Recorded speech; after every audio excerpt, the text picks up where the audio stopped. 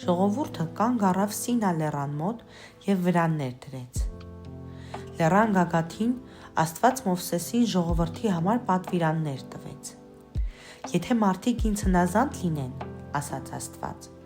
ես նրանց հատուկ ժողովուրդ կդարձնեմ և միշտ կօգնեմ։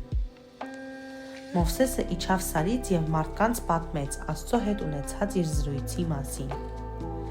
Մենք կհնազանդվենք Աստծուն, խոստացան նրանք։ Մովսեսը նորից բարձրացավ լեռան գագաթը և Աստծուն փոխանցեց մարդկանց խոստումը։ Աստված ասաց. «Ասա իմ ժողովրդին, որ պատրաստվի, շուտով նա կհանդիպի ինձ»։ Աստված իջավ Սինա լեռան վրա։ Երբ մարդիկ լսեցին որոտների ձայնն ու տեսան կայծակները, շատ վախեցան։ Հետո լսվեց շեփորի ձայնը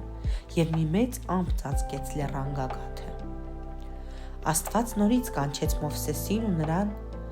իր ժողովրդի համար օրենք տվեց, ասելով. «Ես ձեր Աստվածն եմ, սիրեք ինձ, երկրպագեք միայն ինձ և ոչ թե կուռքերին։ Իմ անունը զուր տեղը մի արտասանեք, շաբաթվա մի օրը նվիրեք ինձ, պատվեք ձեր ծնողներին, մարդկանց մի սպանեք, սիրեք ձեր մերձավորներին, մի գողացեք, սուտ մի խոսեք, ուրիշի ունեցածի վրա աչք մի դրեք»։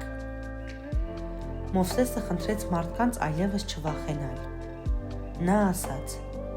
«Աստված ուզում է, որ դուք վարվեք նրա օրենքի համաձայն։ Այդ օրենքը կօգնի ձեզ սիրել Աստծուն և մյուս մարդկանց»։